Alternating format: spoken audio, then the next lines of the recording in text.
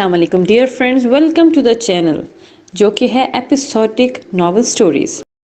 दीदे मौन, इसको लिखा है मिसबा ने और इसकी किस्त नंबर है 2।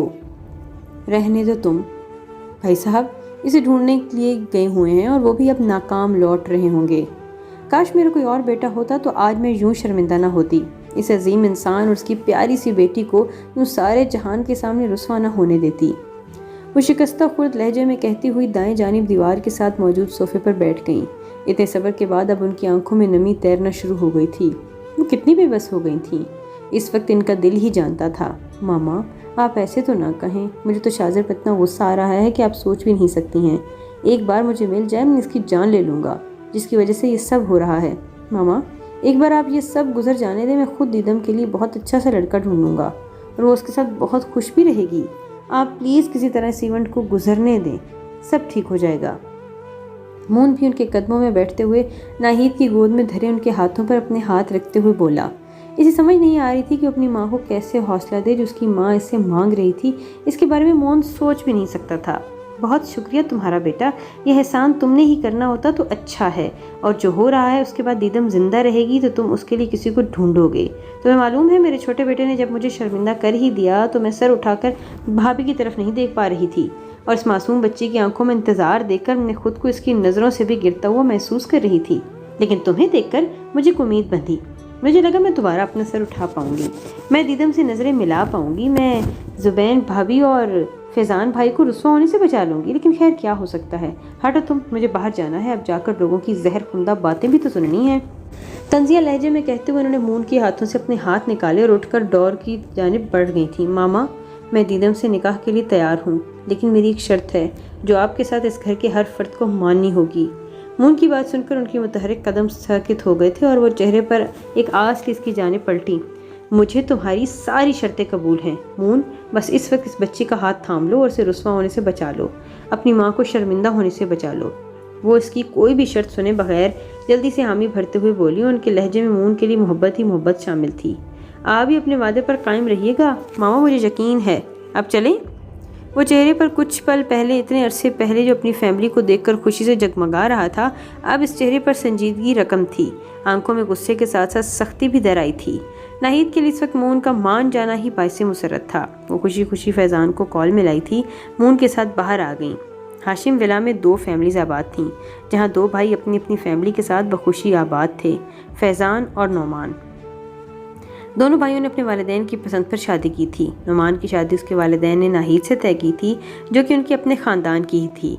उनके 2 बेटे थे। बड़े बेटे का नाम उन्होंने मून रखा था, गहरे खूबसूरत डिम्पल्स वाला लड़का जो कि घर में पहली औलाद होने की वजह से घर भर का लाडला था।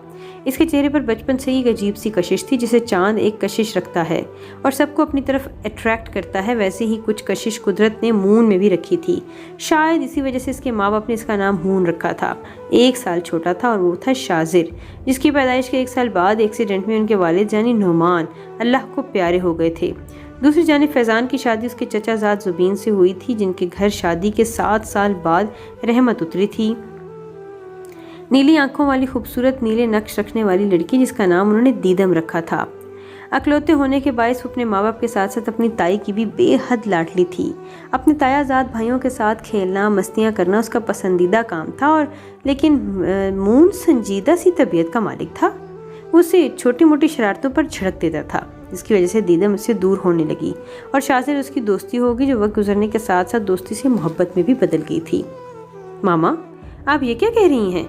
नाहिद ने जुबीन और फैज़ान को अपने फैसले से आगाह किया तो थोड़ी सी बहस व तकरार के बाद वो भी मान गए, लेकिन मून ने निकाह के लिए हाँ कर दी। फैज़ान इस फैसले को मानने से मुकम्मल तौर पर इनकारी था। वो मून के साथ किसी भी किस्म की ज्यादती करने का रवादार नहीं था, लेकिन नाहिद के समझाने पर उन्होंने भी हामी भर ली। अब सबसे मुश्किल मरहला दीदम से बात करना था, जिसकी जिम्मेदारी जुबीन ने खुद उठाई। लेकिन जैसे ही उन्होंने दीदम से मून के निकाह करने की बात की थी, वो ज़ख्मी निगाहों से माँ को देखते हुए पूछने लगी, क्या मतलब, क्या कह रही हूँ? वही कह रही हूँ जो तुमने सुना है दीदम। आज तुम्हारे माँ बाप के साथ पूरे ख़ानदान की इज्जत का सवाल है। जब मून मान गया है तो तुम्हें भी कोई प्रॉब्लम नहीं होनी चाहिए। तुम्हें मून के साथ निकाह करना होगा अपने माँ बाप की खातिर, समझ रही हो ना? वो इस वक्त दीदम की हालत समझ सकती थी, लेकिन अभी वो इससे नरमी से इख्तियार कर लेती तो दीदम के सामने वो कमज़ोर पड़ जाती, जिसका खमियाजा पूरी ज़िंदगी दीदम को भुगतना पड़ता। ماما میں مون بھائی کے ساتھ نکاح نہیں کر سکتی، آپ ایسا کیسے کہہ سکتی ہیں؟ پلیز ماما، شاذر آتا ہی ہوگا، مجھے یقین ہے وہ آ جائے گا، آپ ایسے تو نہ کہیں۔ کامتے لہجے میں اسے منمناتے ہوئے اپنی ماں سے زیادہ خود کو تسلی دی، کیونکہ کہیں نہ کہیں اسے بھی یقین آ چکا تھا کہ شاذر نہیں آنے والا۔ فار گاڈ سیک دیدم، ابھی بھی تمہیں شاذر کا انتظار ہے؟ تمہیں لگتا ہے کہ وہ آئے گا؟ کہ اپنے دماغی توازن کھو بیٹھی ہو تم؟ اس کے منہ سے شاذر کا نام سن کر زبین غصے سے آگ بگولا ہو گئی۔ ماما میں کہہ رہی ہوں نا کہ شاذر… بس دیدے، اب شاذر نامی بند کر دو، وہ نہیں آئے گا، اگر اسے آنا ہوتا تو اب تک آ چکا ہوتا، میں مزید کسی باتیں سننے کی ہمت میں نہیں ہوں۔ مولوی صاحب آ رہے ہیں، مجھے یقین ہے جیسے تمہاری ماں باپ نے تمہاری خواہش مد نظر رکھتے ہوئے تمہاری بات مانی تھی، ایسے ہی تم بھی اپنے ماں باپ کی خاطر منہ سے نکاح کے لیے حامی بھرو گی، اور اگر تم نے آخری موقع پر آ کر نہ کر دی تو اس کے بعد یہ نہ ہو کہ ساری زندگی اپنی ماں کی شکل دیکھنے کے لیے بھی ترس جاؤ۔ نیدم کی بات کو آدھے میں کاٹے ہوئے زبین سخت لہجہ اپناتی اسے ڈھکے چھپے الفاظ میں وارن کرتے ہوئے وہاں سے اٹھ کے چلی گئی۔ پیچھے وہ بے بسی سے اپنے ہونٹوں کو کاٹتے ہوئے ان کی پشت کو دیکھ کر رہ گئی۔ نیدم فیضان ولد فیضان ہاشم محمد، آپ کا نکاح منہ نعمان ولد نعمان ہاشم محمد سے بمعاوضہ 10 لاکھ حق مہر کے ہونے طے پایا ہے، کہ آپ کو قبول ہے؟ مولوی صاحب کی آواز کانوں میں پڑتے اس کی آنکھوں میں اچھمبے سے آنسو بہہ چکے تھے۔ ہمیشہ سے اس نے شاذر کے ساتھ خواب دیکھے تھے، اسے اپنے لائف پارٹنر کے طور پر سوچا تھا، اور پھر کیا اس کی قسمت میں کیا لکھا تھا؟ تلخ سوچوں نے اس کے ذہن کو جگڑ کر رکھ دیا تھا۔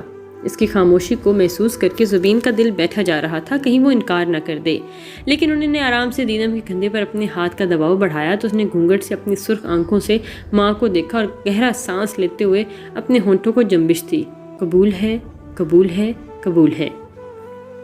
اس وقت وہ کس طرح ایک ذہنی اذیت کا شکار تھی، یہ صرف وہی جانتی تھیں۔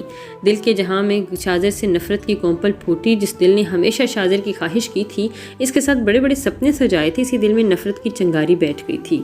تلخ سوچوں کے زیر اثر اسے کچھ معلوم نہیں تھا کہ اس کے پہلو میں بیٹھے منہ نے کب قبول اور ایجاب کا مرحلہ طے کر لیا۔ ہاں، البتہ اب لوگوں کی آوازیں کم ہو گئی تھیں، عورتوں کے جڑے ہوئے سر اب الگ ہو گئے تھے۔ اس نے اپنے ماں باپ کی عزت رکھ لی تھی، لیکن اب اسے اس ماحول سے چھٹکارا چاہیے تھا۔ وہ اس وقت تنہائی چاہتی تھی جہاں وہ اپنی محبت، خیالوں، خوابوں کے قتل ہو جانے کا سوگ منا سکے۔ نیلی آنکھیں از حد سرخ ہو چکی تھیں، بے بسی نے اس کے دل میں ڈیرا جمایا ہوا تھا۔ دائیں ہاتھ کی پشت کو ناخنوں سے نوچتے ہوئے وہ اپنے اندر سے اٹھتے ہوئے ابال کو دبانے کی کوشش کر رہی تھی۔ یا اللہ، میری بچی کو ہمیشہ خوش رکھ، سدا سلامت رہو میری بچی، اپنا دل چھوٹا مت کرنا، تمہاری تائی امی ہمیشہ تمہارے ساتھ ہے۔ ویسے بھی تم کون سا پرائے گھر میں جا رہی ہو؟ اپنے روم سے نکل کر دوسرے روم میں شفٹ ہی تو ہونا ہے تم نے۔ ناہید دیدم کے پاس بیٹھے اس کے ہاتھ میں اپنے ہاتھ لیے اس کا دکھ ہلکا کرنے کی کوشش کر رہی تھیں، جو کم تو نہیں ہو رہا تھا، البتہ اسے محسوس ہو رہا تھا جیسے اس کا مذاق اڑا رہی ہوں۔ اسی پل مون ان کے پاس سے جھٹکے سے اٹھا اور وہاں سے واک آؤٹ کر گیا، اور اس کی پشت کو دیکھتے ہوئے دیدم کے دل میں ایک ٹیس سی اٹھی۔ وہ اپنی گود میں دھرے ہوئے کلچ کو کھرچتی ماضی کی سوچوں میں گم تھی۔ تائی امی، میں آپ کو بتا رہی ہوں، اس بندر کو بتا دیں، میں اپنے اس بیوٹیفل سے پیارے سے صاف ستھرے سے روم سے کہیں نہیں جانا چاہتی۔ اس نے رخصت ہونے سے پہلے اپنے آشیانے میں آنا ہے۔ شاذر جوتوں سمیت اس کے بیڈ پر آرام سے لیٹا اس کی بکس الٹ پلٹ کر دیکھ رہا تھا، جب دیدم سامنے صوفے پر تائی امی کے قدموں میں بیٹھی ان سے مالش کرواتے ہوئے شاذر کو گھورتے ہوئے کہنے لگی، اللہ اللہ، شکل دیکھی ہے اپنی چڑیل کہیں کی، بڑا آیا صاف ستھرا کمرہ، میں ادھر مر کے بھی نہ ہوں، اور تم سے شادی کون کرے گا یہ تو بتاؤ۔ دیدم کی باتیں سن کر وہ جھٹکے سے اٹھ بیٹھا اور واپس اس پر جملے کسنے لگا۔ تائی امی پھر سے تنگ کر رہا ہے یہ مجھے، اور اسے کچھ کہتی ہیں، پلیز آپ اسے کچھ سمجھائیں، نہیں تو میں اسے گھنجا کر دوں گی۔ غصے سے ناک کھلائے اس نے نروٹھے پن سے شاذر کی شکایت لگائی، میں نے اپنی ماما کو تمہارے سر پر اس لیے مسلط کیا ہے تاکہ وہ مالش کے بہانے سے تمہیں گنجا کر دیں۔ میں تو ماشاءاللہ سے بہت ہی ہینڈسم سا پیارا سا بوائے ہوں، اور لوگوں کی کالی نظریں بھی میرا کچھ نہیں بگاڑ سکتی۔ پینسل اٹھا کر دیدم کو مارتے ہوئے اس کا خون جلانے لگا۔ شاذر، میری بچی کو نہ تنگ کرو، بہت پٹائی کروں گی تمہاری، اور یہ کیا حرکت ہے، شوز پہن کر بیڈ پر لیٹے ہوئے ہو، 1 سیکنڈ میں اٹھو اور شوز اتار کر جلدی اٹھو۔ دیدم کو لگاتار تنگ کرتے ہوئے دیکھ کر ناہید اسے جھڑکنے لگی تو مسکرا اٹھی، اور اس کے مسکراتے ہی نیلی کانچ جیسی آنکھیں بھی مسکرا دیں۔ سچی تو کہا تھا اس نے کہ وہ مجھ سے شادی نہیں کرے گا۔ لوگوں کی آوازوں سے وہ واپس حال میں لوٹی اور خود سے بڑبڑاتے ہوئے اپنے امٹتے آنسو صاف کیے۔